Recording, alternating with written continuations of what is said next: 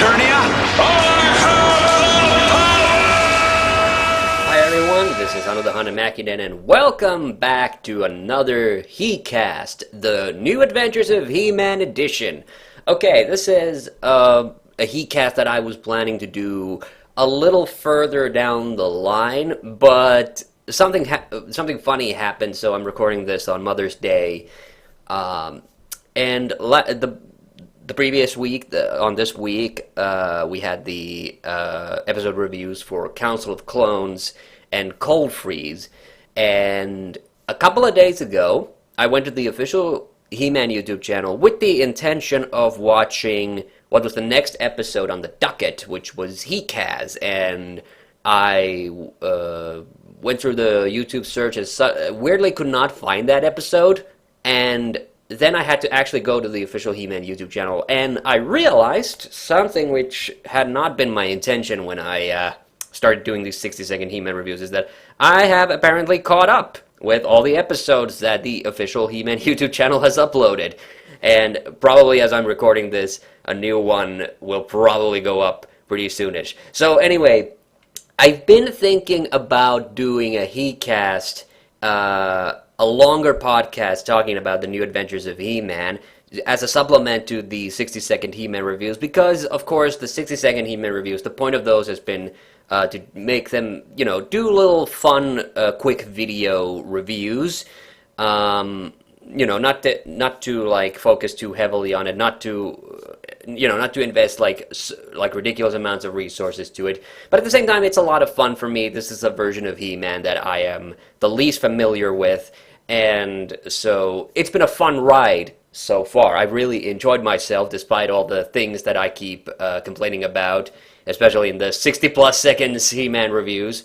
I think so far, when I've done the 60-plus seconds reviews, has always been to really just complain about the episode. But actually, the most recent one, which was the Council of Clones, I actually had to make that an extra long episode because there was something about the episode that it was a good episode, but there was something that I really needed to discuss, but that's the whole point. And I hope people are realizing, I ripped off this concept from the Real Jims, who does the 60-second Simpsons reviews, and his style is more fluid. I think he actually has a script and everything, so he's written it out. But I hope people understand that the review section, which is the part that comes after the intro and before I did give the summation, that whole section is supposed to be 60 seconds. And if that section drags on for longer than 60 seconds, then that's when it becomes the 60-plus seconds review. But that's the point. Like, the main meat of the review is supposed to be in that 1 minute, and everything else is just tertiary blabbering me about me, either blabbering about the upload or the story. That's why I started putting that text in the front, plus synopsis, so people wouldn't, mistake that as the review, because that's just the setup, that's the premise. And I really enjoy making these. Like even though I made these very low effort in the sense that I'm not doing video capture and anything, I'm just doing the still screenshots and everything. That's actually my point. I actually for rare for these He-Casts, I actually have kind of an agenda docket, if you will, of topics that I want to talk about. And one thing that I really enjoy about not just the New Adventures of He-Man, but just cartoons from this period, the late 80s, early 90s, generally is just how good the animation is. I just love taking in those frames of single frames of animation. Now, of course, there is a sad thing that I have to discuss, of course, with this, is that because the animation is so good, the production company for this one was Jetlag Productions, and they used animation outsourcing, like pretty much all the animation studios at this point. Disney did, Dick did, and they used, I know for a fact that they used both French and Japanese animation studios, maybe South Korean, I'm not entirely sure. But there's a big difference to the Filmation He-Man, which was a 100% American animated production, and that was the whole thing with Filmation. They did everything domestically. And that's when I talk about some of the animation problems that New Adventures of He-Man has. That is always universally kind of those problems result from the fact that it is outsourced. Okay, because the Filmation series, it's easy to make fun of because they do reuse a lot of animation, and in like your average Filmation He-Man episode, you are going to see a recycled run cycle. You're going to see a recycled speech cycle. You're probably going to see a piece of animation that was traced from an older piece of animation. And, so if you wanted to pick apart the animation style that Filmation used, it's very easy to do so. But here's the thing, like, it does not bother me. People probably already know, have come to that conclusion already, that it doesn't honestly bother me. Because especially like very good animation directors on the Filmation He-Man could take that stock animation and make it work fluidly so that scenes flow in from one to the next very easily.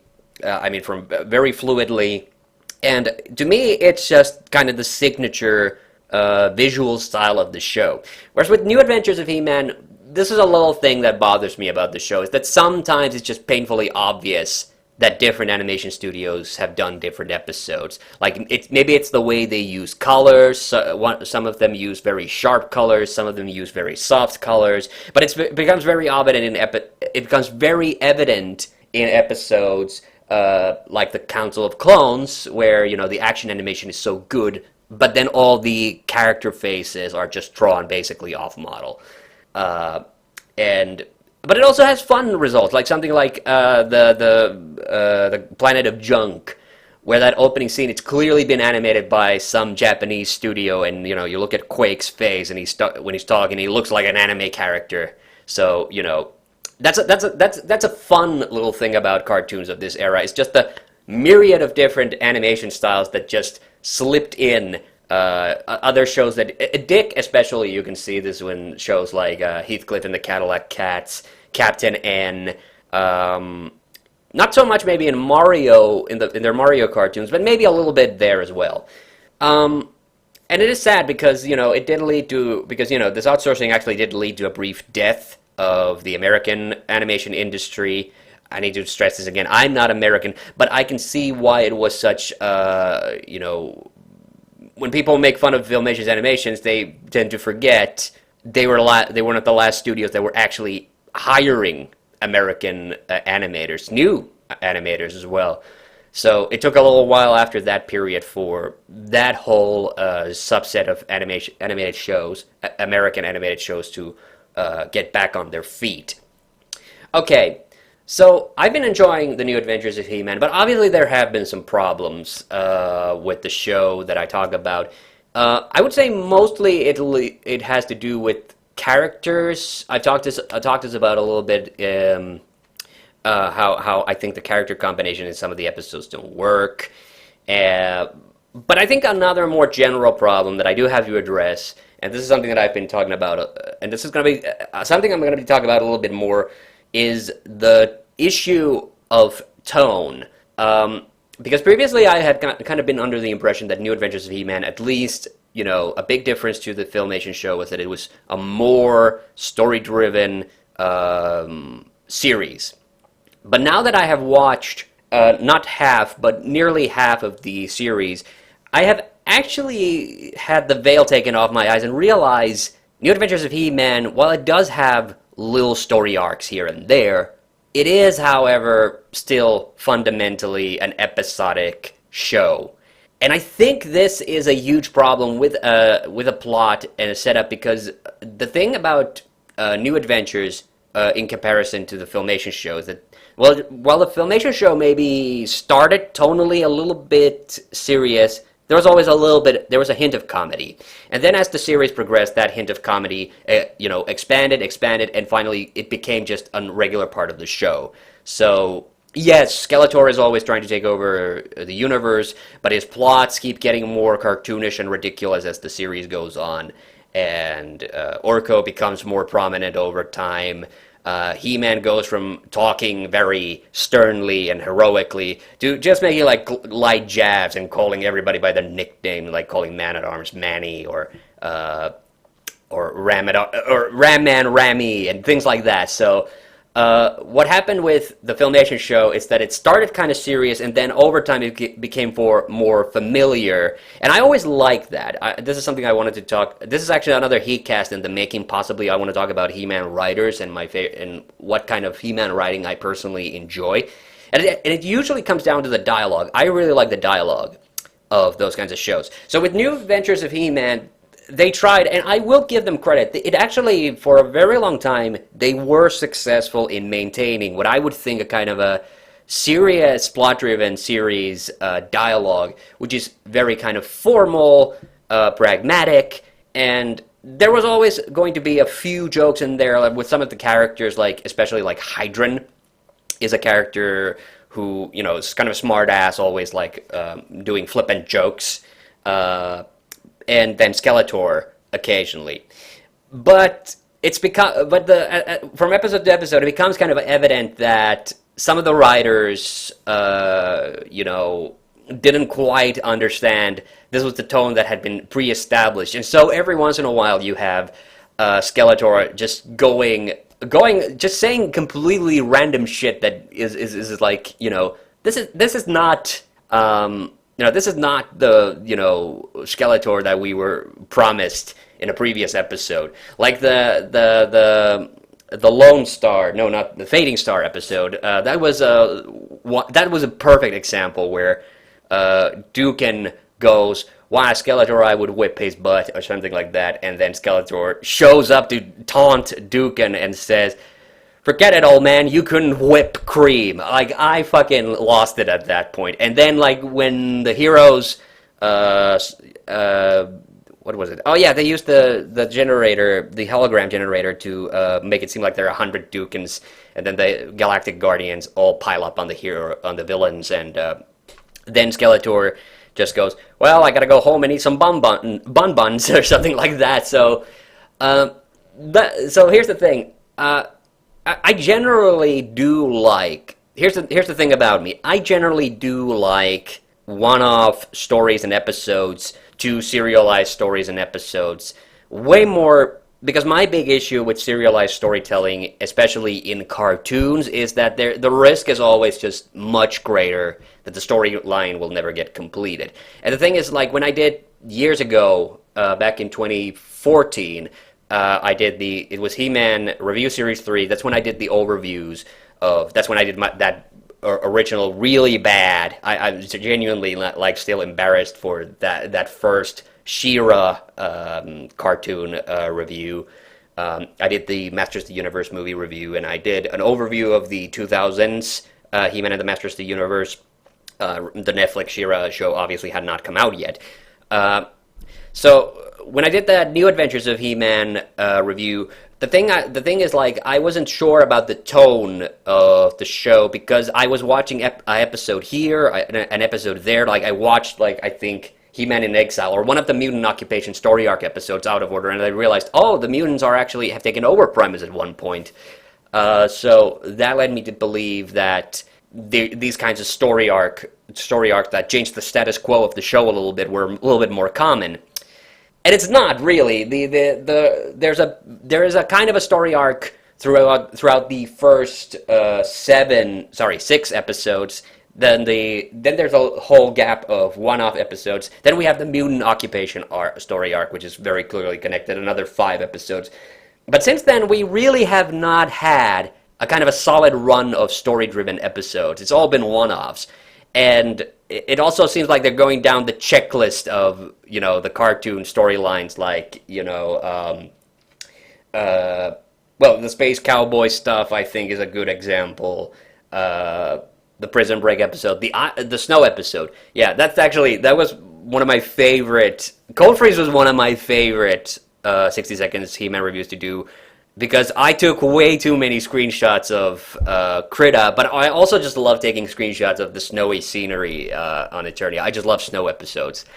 So that's the thing. Like, they try so hard to be earnest on this show, and that's the reason why it always kind of ends up backfiring on it in various ways. Like, early on, luckily in the last few episodes there hasn't been that much of it, but when He-Man goes on his, like, cheesy speeches, that was something that I just winced all the time. Like, He-Man was like on the Filmation show. He-Man was never this fucking preachy, and that's what it's really annoying. They try to give the heroes this kind of an.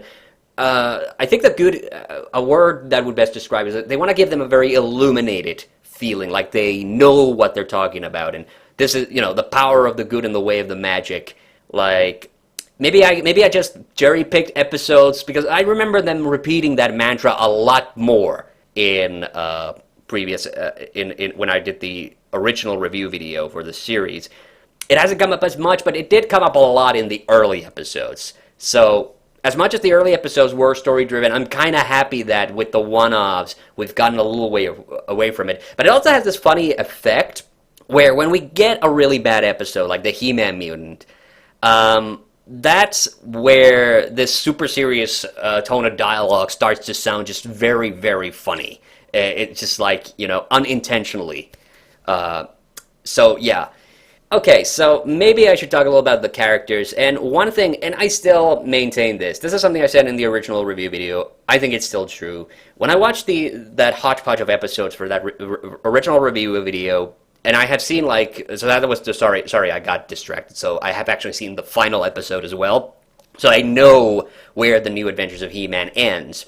I just kind of hope that now that I'm able to watch the whole series from start to finish, I'll have a little bit more context to the lead-up to that final episode. I remember it being a little underwhelming, but we'll see. We'll see when the uploads resume, if I still feel that way. And by the way, the original point at which I wanted to end, or do this particular He-Cast where I took stock in the show, was actually around episode 35, which would have been over halfway through the series. Hold on.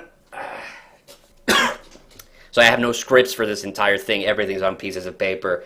So the episode 35, that would have been Once Upon a Time, yes. And that's the episode where Teela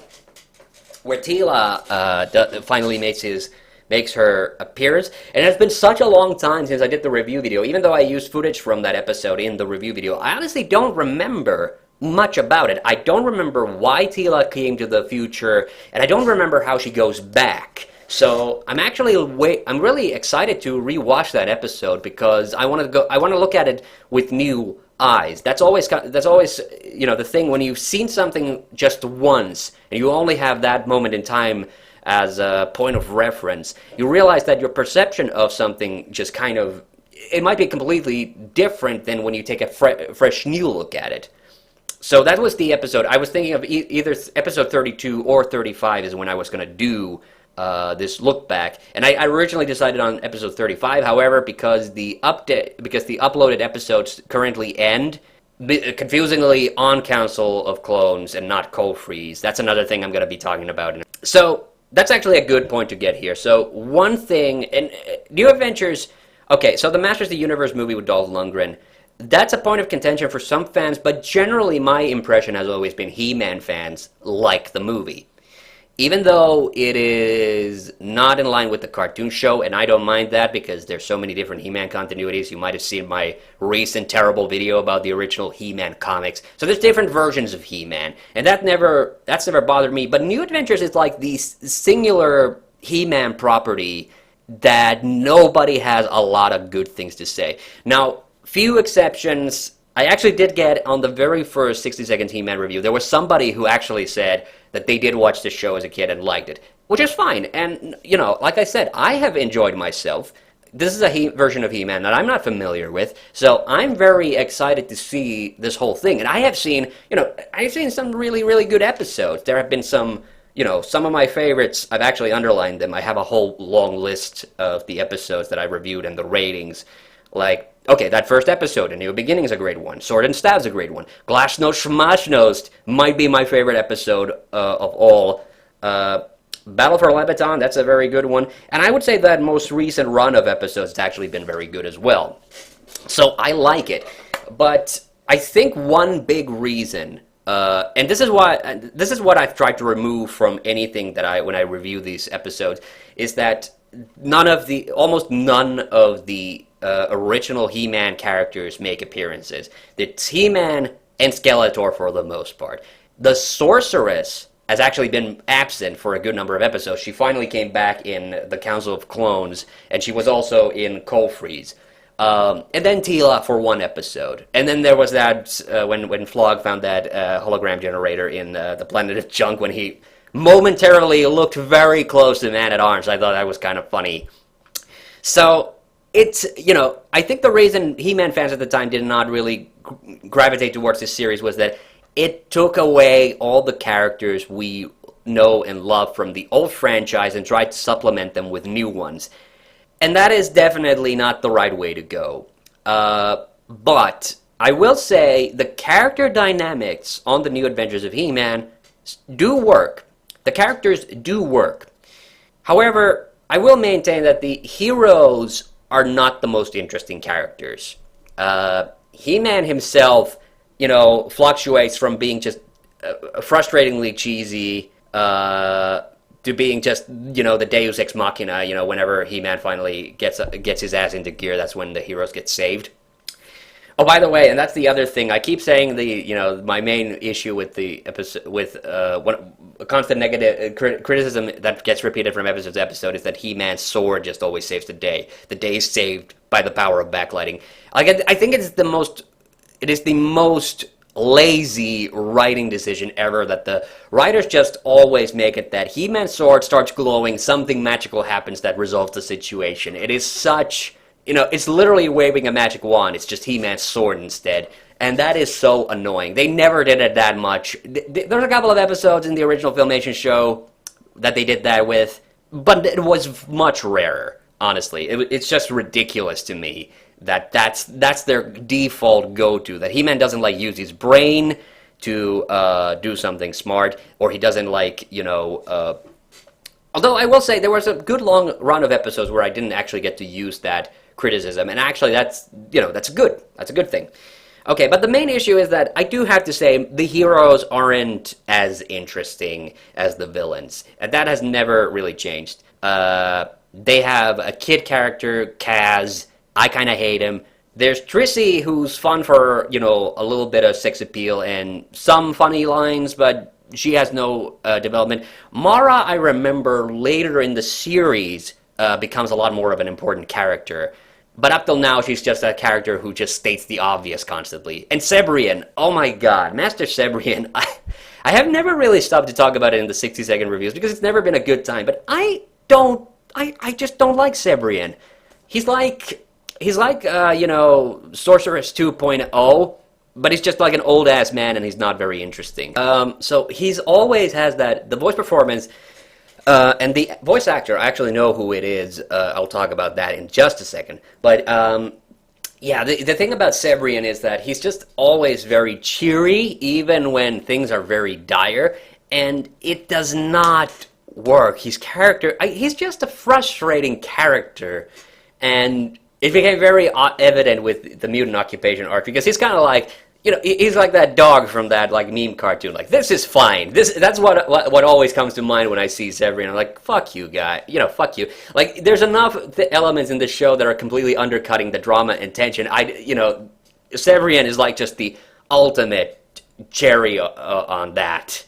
But some of the characters are actually interesting. Hydron and Flip-Shot, ever since the first episode, these guys have been my favorite characters. They are just a nice, a straight man clown combo. And I think the fact that it is, oh god, and now I forgot his name. It was a big Canadian voice actor type, so this is why I feel so incredibly embarrassed that I just completely blanked out on his name. But, it works. That character combination works, and they did several episodes at the start of the series, and that's the thing that you need to do. You need to establish the characters. You need to give them dynamics that work. Scott McNeil, there we go. Okay, yes, finally, Scott McNeil, the Dragon Ball Z alumni. So anyway, original Piccolo. So Scott McNeil does a lot with his on his part, and I think his dynamic with Captain Hydron works so well. Those two guys, that's the reason, Mind Lens would have been an awful episode if Skeletor had decided to mind control anybody else. if it started controlling Artella or the fucking... Actually, he did mind control the hippo dude at the very start of the episode. I didn't mention it because it would have dragged out the 60 seconds too much, obviously. Or if he had dragged... Or Spinwit, or Segatar, or, that mammoth dude. But that's the problem, is... that's the other thing that is so transparent about New Adventures of He-Man, is that it is still a cartoon about selling toys. And this is where I had to go back to the Filmation show a little bit. So, people know that of the 2 Filmation He-Man series seasons, Season 1 has always been my favorite, because that had the fewest toy characters, okay? It had a central crew. He-Man had a central crew. It was He-Man, Duncan, Orko, Teela, and then some episodes he would have Ram Man or Stratos or both, depending on if some of the other characters were away. And what that effectively did is that you grew an attachment to these characters, and because you saw them fighting alongside the heroes, they became an integral part of the group. And that's how I feel about Hydron and Flip-Shot. They were there at the very start of the show in many episodes. They're always interacting with the heroes, and they're always interacting with each other, making jokes, taking jabs at each other. They're fun characters. So Hydron and Flip-Shot, as characters, established themselves very well. Then, I want to say, what episode would that be? No, not Youngest Hero. I would say somewhere in the neighborhood of Juggernaut, maybe Fading Star. No, Skeletor's Revenge, I think. That's the first time Artella shows up. Segatar actually shows up fairly early as well, but there is not a lot to Segatar. I think his best episode was the first Festival of Lights, the first of the first of the Space Cowboy episodes. Like that one showed how deep of a character Segatar can be, which is that he loves animals. Don't want to delve how deeply, but but anyway, Segatar is not an interesting character. Spinwit is like, the discount version of Flip-Shot. If you can't have Flip-Shot, then okay, Spinwit, fine. He's like the loser version of Flip-Shot. He tries to be the cool guy, but he's not cool. he's the complete opposite. And then we had that mammoth guy for like one episode in the Pen is Mightier Than the Sword. And then Artella just randomly in the it was the computer episode, I forget, oh god, Skeletor's Revenge, yeah, that's why I forgot, because the name doesn't make any sense. And actually, I made a mistake in the 60-second, maybe I should save this for the next He-Man mistakes video, but he didn't actually say, what about me, he actually said, what of me. But my joke worked a lot better with what about me. Well, what about you? Who the fuck are you even? That's pretty much how I felt about like Artella. I think he had one episode appearance before that where he didn't have any dialogue. I think it was Gift. Yeah, he gets attacked by the Anadroids, just like all the other Galactic Guardians. And that's the main issue I have with the Galactic Guardians. There's also Visor, and I don't think he's appeared since Festival of Lights. Like Skeletor keeps him hostage. No, not Festival of Lights. Sorry, Glasnost Moshnost. I don't think we've seen Visor since then. And that's my main issue, is like, the heroes are just peppered here and there, and I get the feeling they only get episode appearances based on the fact that they needed to push those toys. Which is why I get annoyed when Clobber shows up. Clobber is such a transparent toy character. This is like when Screech started appearing in the second season of He-Man. So that's the thing I hate about it, the second season of the Filmation He-Man shows, because they started supplementing or replacing like Stratos with Buzzov or Ram Man with whoever the fuck, like Cyclone or, whatever.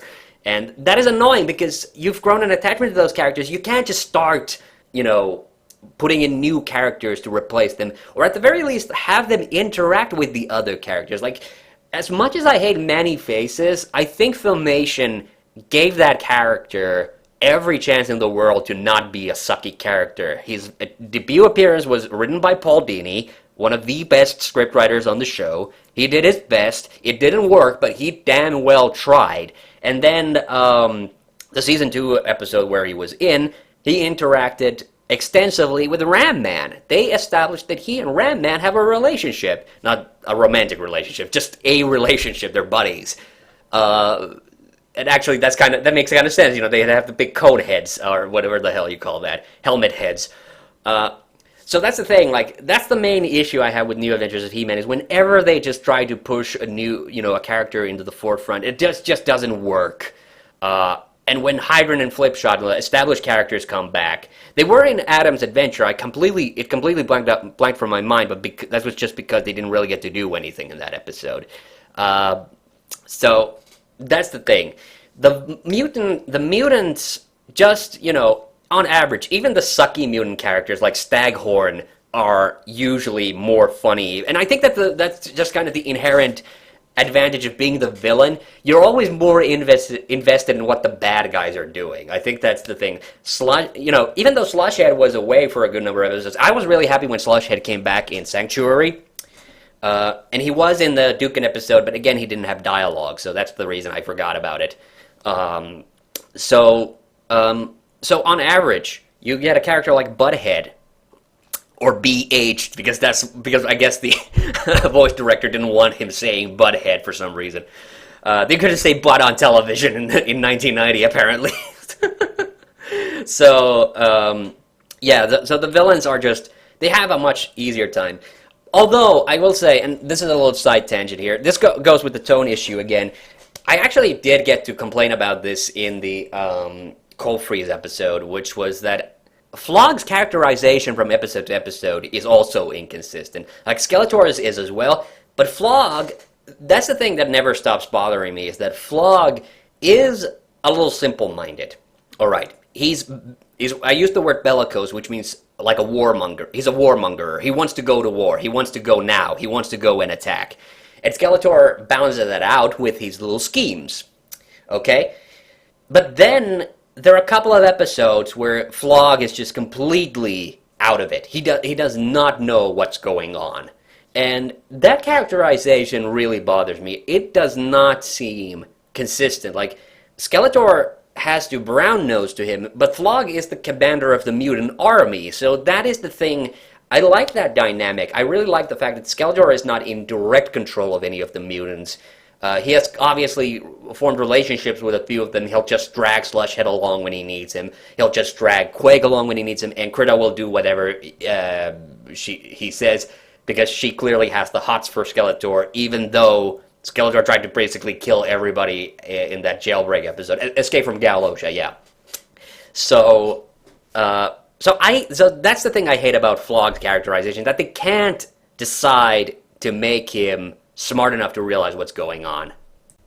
Okay, I took another break because I realized I'd been talking for over half an hour and I haven't gotten halfway through my docket, which only has 7 points to begin with, so I gotta speed it up a little bit here. So anyway, I'm done complaining about the characters. Now let's talk about something positive, which is the music. Okay, so you might remember that in the very early 60-second He-Man reviews, I was actually just using the normal He-Man background music from the Filmation show, and that's the thing because I don't have any tunes from the New Adventures soundtrack, obviously.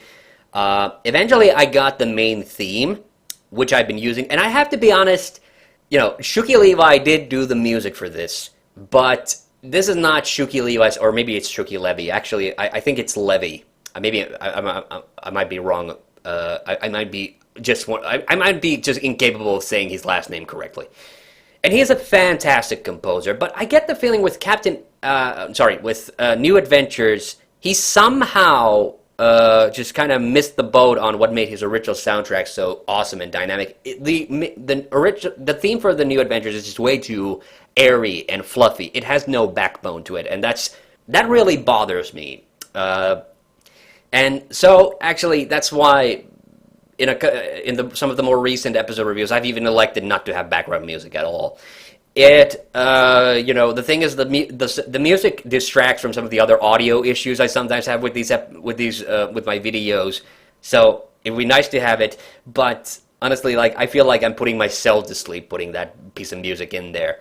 And in a couple of episodes, you might have remembered that I actually used, I've used both the Brave Star theme and the Galaxy Rangers theme just as a joke. I used a little snippet of Star Wars for He-Man in Exile, and in a few of the early New Adventure 60 Seconds reviews, I even used the theme from the Masters of the Universe movie because the New Adventures does seem to intentionally make references, at least in the very early episodes, there seem to be a couple of very knowing references to the live-action movie.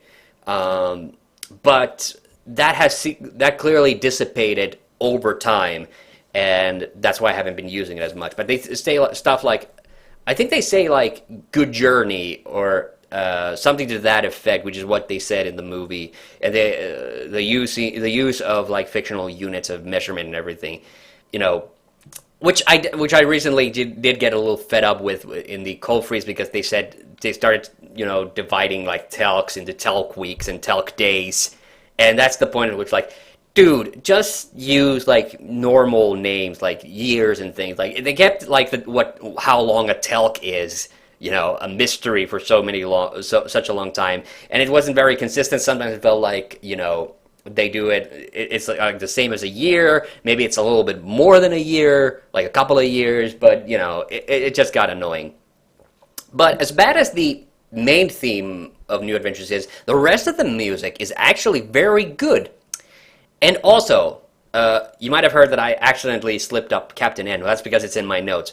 I am almost 100% convinced. I haven't been rewatching this show to confirm it, but I am almost 100% sure that Shuki Levi actually recycled some music from Captain N into the New Adventures. If they're not the same, then they are at the very least very similar. Like whatever synthesizers like Levy or Levi was using, he seems to be using very similar sound fonts to what was on Captain N. And my suspicion is also fueled by the fact that I know for a fact that this kind of reusage of another show's background themes has been done in some other cartoons as well. So, but the main thing is, it's giving me flashbacks of Captain N, and that makes me happy and makes me smile, along with some of the voice actors, which is actually the next point in the docket. Let's talk about that. So there are some, like I said, there's some Dragon Ball Z alumni in the voice cast. Not surprising, because this is a all Canadian voice acting troupe. But Gary Chog and Doug Parker are both voice actors on Captain N, obviously. So He-Man's voice actor, he's King Hippo. Doug Parker was actually in the... Doug Parker is the voice of Mega Man, actually, funny enough, so it's difficult for you to tell. Actually, I kind of wish Doug Parker would be, or Adam would be, a more central character in some episodes. That's another thing that annoys me, is I think He-Man and Skeletor... not infiltrated. What is the word I'm looking for?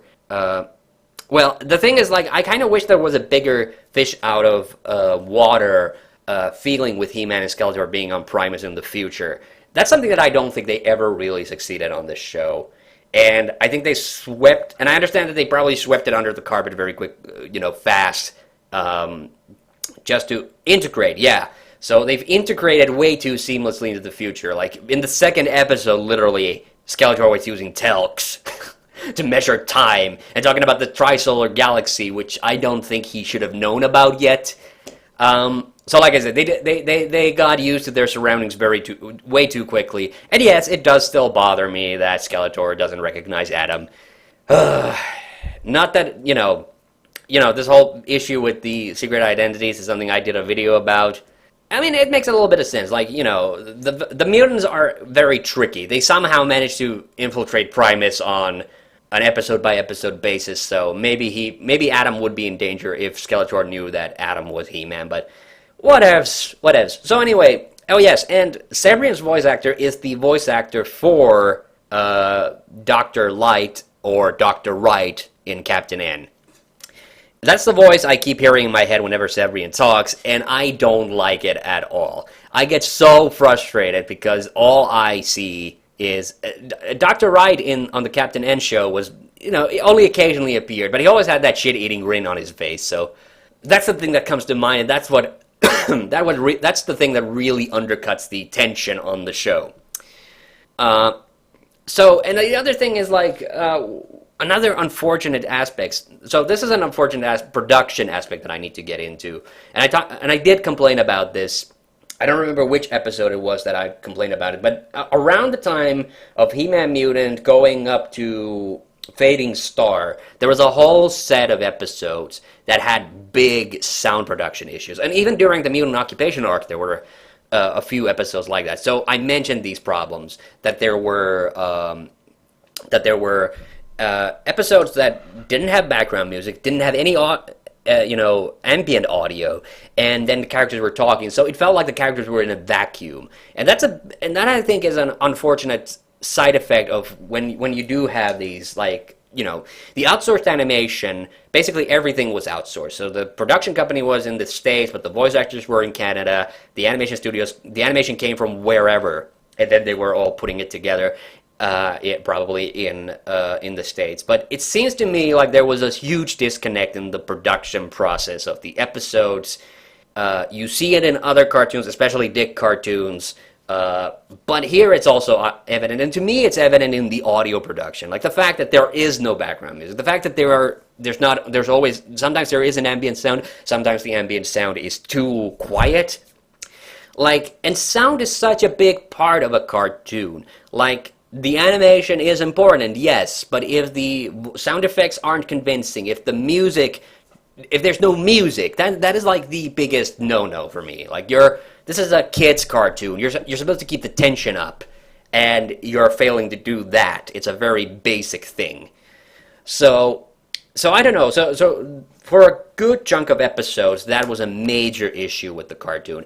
Eventually, they got it settled. I think I don't think I've had to complain about the audio direction since. I don't think I complained about it in Mindlands. I don't remember Skeletor's Revenge if I complained about it in that, but I think since then there hasn't been any of that issue. One big issue, one really frustrating thing, and this started during the Mutant Occupation arc, was when they were starting to fuck around with Gary Chalk's voice, and he goes around yelling, "I have the power!" And it's so fucking god-awful. It's not even cheesy. It's just why are you doing that? Filmation He-Man didn't fucking just scream, "I have the power," at the top of his lungs during action scenes. That is not it has shades of Combat Time from the Mortal Kombat, cartoon series. And that is so frustrating. Why? What voice director thought that was a good idea? Obviously the one on this show. Maybe they fired that guy part of the way through the production. I'm hoping so, because God damn it, some of those. And this is the thing, that's the other problem. I think sometimes with the voice directors, and this maybe they just didn't have the animation to work with, but it is sometimes evident that the voice actors are not acting to the scenes, and this is why Sabrian is such shit that almost whenever he talks, he's always so happy and flighty, and yeah, that gets on my nerves. It's a frustrating aspect of the production, which they've luckily sorted out, I will say. But for a little while, I was like, God, is every episode is going to be like this? That there's going to be at least good 5 minutes of the whole episode with no background music or any ambient sound, If there's no sound, and it's even worse if there's no dialogue, it's complete silence, the characters staring at each other, that makes me uncomfortable. Any cartoon, doesn't matter what it is, could be Garfield, and I'll get seriously uncomfortable if there is no audio at all. Jesus Christ, it's a cartoon, it's not that hard. Just put some silly music, put fucking kazoos on, put anything on. Jesus Christ. Okay, yes, we're almost done with the docket. Only 2 more issues to talk about. And so this is a little fun thing. So I've actually, a little while ago, I decided that I didn't have a strict list of, and there are no, and the whole point of the 60 Seconds He-Man reviews is that there's no script either, so everything is ad-libbed. I obviously edit it down to the 60 seconds, which means that I sometimes do have to leave out some of the negative and positive comments that I have about episodes, but, The point is to keep it condensed. But I didn't have a list of the ratings originally that I had given out, and I realized that I have not actually been giving a lot of 3 Grayskulls. There have been 3 episodes that have gotten a perfect score, 3 Grayskulls out of 3, but there has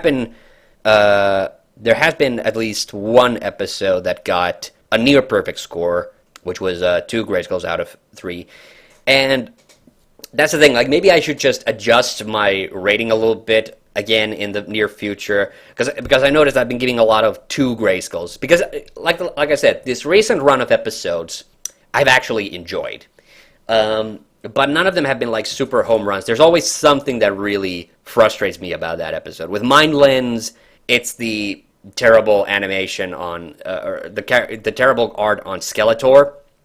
In Adam's Adventure, maybe I was expecting a little too much, but I kind of wanted the finale to be a little bit more epic than what it was. Sanctuary had started off really strong and had some really good elements about it. This is the thing. It would be fun if they would just do the story arcs every once in a while, because I think I could value those a lot better. With the Mutant Occupation, for instance, the episodes kept getting steadily better towards the end, even with all of their flaws. And the Council of Clones would have been a 3-star episode. I mean, a 3 Grayskull episode if it wasn't for the awful character models in the episode. And Cold Freeze, again, it was the finale that really killed it for me. I really didn't like that. So yeah, all of those probably could have been potential 3 Grayskull episodes. They were really good. I say that. Okay, but the thing that I want to talk about is that even though there haven't been that many story arcs, I have actually started dividing the episodes into these segments or story arcs unofficially. And what I'm calling these is that, to go first of all, for the first 6 episodes, from A New Beginning to Sworded Staff, is the Greenhead Skelly cycle. So this is when Skeletor had his green head, the fucking pilot caps. Honestly, I kind of miss those, halcyon days. Frankly, I think Skeletor looked a lot more interesting than he does with the big golden helmet, because the helmet is... I know he takes it off later in the series, and I'm kind of looking forward to that. Also, I do not like his boots. His boots look really awful. You gotta take a look at that. But, in that first run of 6 episodes, we already had 3 Grayskull episodes and 2 Grayskull episode. The Ultimate Challenge was almost a 2 Grayskull episode, but it was mostly for the what the fuck factor, because it was just amazing garbage, if you will. It did have the first of the 2 episodes that I have given have a Grayskull, so a really awful episode was the Ultimate Challenge. And yeah, no, that was an awful one. Then the next 4 episodes constitute as the One-Off Wonders story arc, and I get the feeling we're going to have a lot more of these One-Off Wonder story arcs. So these were stories that did not have any connecting fiber. Glashno Schmashnos was in there, so that was a good one. But the other 4 episodes, yeah, not that great. Festival of Lights is a Space Cowboys episode, so that was actually kind of interesting. And then we had the 5-episode Mutant Occupation arc, and I will say it started off pretty bad. The gift was the first 60 seconds review that I did, and Skeletor's victory was a bunch of dead weight. Didn't really like that at all, except for the fact that the Primus scientists started to become actually useful in that. And that's why I didn't have a Grayskull back then. Otherwise, I would have totally given it. The gift would have gotten it if it weren't for the fact that the animation quality was just amazing. And then, luckily, by the time of He-Man in Exile, the writing started to kind of catch up. Seeds of Resistance, that's when we got the group back together. A Battle for Leviton would have probably been a 3 Grayskull, like 2.5, but it could have possibly been a 3 Grayskull episode. And then we have the next episodes from 16 to 21, from A Crack in the World up to Skeletor's Revenge. I have affectionately dubbed this as the Cavalcade of Crap. because oh my god, this was a painful run of episodes to sit through. I've enjoyed myself, but this was this is where after the mutant occupation arc there was a sharp decline in the overall quality of the show. There was A Crack in the World, which I mentioned already, Escape from Gallolosia, The He-Man Mutant, Juggernaut, Fading Star, and then Skeletor's Revenge. And I will say, it got a little better towards the end. Like, Fading Star and Skeletor's Revenge were both really badly produced episodes, but they were at least fun to look at. Okay, they had entertainment factor, and Juggernaut was a whole bunch of nothing, but then it has a couple of really funny scenes. And the He-Man Mutant is the only episode that I've actually refused to give a rating to, because it was so awful. It is an awful, awful episode, but it's also really funny. So giving it a rating, this episode made me regret that I actually started giving out ratings in the first place, because the silly He-Man episodes are always kind of fun for me. And then from the Mind Lens up to the most recent one, the Cold Freeze, I haven't come up with a very good. I couldn't come up with a very good name. I'm calling it the interesting interesting set piece cycle. Yes, because you have stuff like the Mind Lens with the Mind Lens and Hydron taking the Starship Eternia hostage. Adam's Adventure with the giant tomatoes. Then the Planet of Junk with the circus. I guess that wasn't a very good one. That's the second worst episode from this bunch. Sanctuary, which was the which presented us with the problem of He-Man not being able to transform. That was a good one. Council of Clones, really good animated episode, really high stakes. That's the thing. That's the thing I like about these last three episodes, is that they've managed to regain that serious tension that I think has been lacking for a bunch of episodes. Planet of Junk did not have it. Collision Course certainly did not have it. Adam's Adventure and Mind Lens were, at least moderately successful. But everything in the cavalcade of crap, that was a total waste of space. Oh yes, and Collision Course might actually be worse than Attack on Honor, because this is where the writers literally lost the plot and just created this completely awful mess of an episode. I was writhing trying to get to the end of the episode, honestly, on that one. So yeah, that's how I've been divvying up these episodes, and I haven't finished up on the interesting set piece cycle, because I don't remember. I think I've watched Kaz, but I don't remember it. So it might be the start of a new cavalcade of crap. Maybe it's good. I don't know. I don't like Kaz, but I'm willing to give it another chance if that is the case. Anyway, so the last thing I wanted to really talk about is the way the official He-Man YouTube channel has been uploading these episodes. And the thing is, I'm not subscribed to the official He-Man YouTube channel because their upload schedule is just all over the map. It's a complete mess.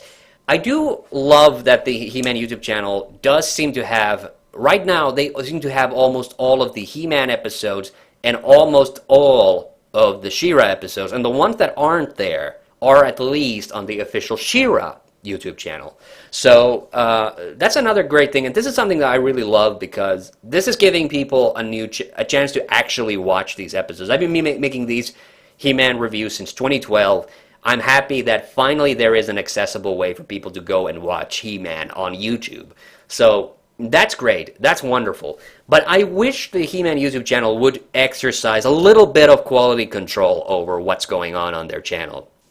These 3-hour episode marathons, who the fuck is going to watch those? And second of all, why not post which episodes you're including in it? They do a Pride Day thing with the Rainbow Warrior. Okay, cool. But what's the other episode? It's an hour-long thing, and, why can't you just put it in the title? What are the episodes that are actually in this 3-hour marathon? And I do get it. It's usually just a chunk of 6 consecutive episodes from either season 1 or 2, but it's still a little frustrating. And with the New Adventures of He-Man, what they're doing with it is just it is awful what they are doing with it. Okay, so you might have noticed in the early He-Man episode reviews, the aspect ratio was off. This is a show from 1990. The aspect ratio should be 3.4, but you might have noticed that the images that I've been showing, especially in the early episodes, were widescreen formatted, and that's the way they were on the channel. And because all I'm doing is taking screenshots of the episodes, I'm not taking any video.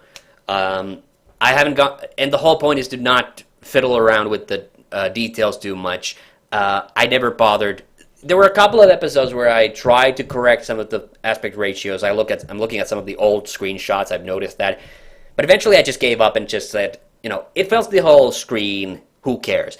And another thing, on my TV especially, it's easy. It's a single button that I can use to switch the aspect ratio to 4.3. So those episodes, even though they've been uploaded to YouTube with the wrong aspect ratio, it's very easy to correct if you're watching on a television. But the other thing that I cannot understand is why are some episodes are getting uploaded out of order. I think one of the Mutant Occupation episodes was uploaded in the incorrect order, and worst of all, I think one of the episodes did not have sound. So that's the other thing. I do not know why some of the New Adventures of He-Man episodes don't have sound. And because of YouTube policies right now, because the whole channel is marked as child-friendly, you can't even comment. So I don't know if they know they have muted videos on YouTube. I get the feeling they don't, because these have not been fixed. And I am seriously wondering, who the hell is running the official He-Man YouTube channel? You guys need to gotta get your act together. This is fucking embarrassing. Okay. But yeah, that's it. That was all I wanted to say. This has turned out to be probably the longest He-cast I've done. But I hope you enjoyed listening to me talk about the New Adventures of He-Man. And the next He-cast will probably be later this month, when the final series of the Netflix She-Ra show is coming. And I'm actually really excited for that. You might be wondering, why am I excited? Because it's the final season? Well, I'm excited because even though I have enjoyed the Netflix She-Ra show, I'm also happy that the showrunners have decided to put a definitive endpoint to the series, so they won't leave it hanging on a cliffhanger or anything stupid like that. At least I hope that's what they're doing. So anyway, that will probably be the next Heatcast. Thanks for listening, and as always, I'm Hannu the Hande Mäkinen. I have the power, so can you. We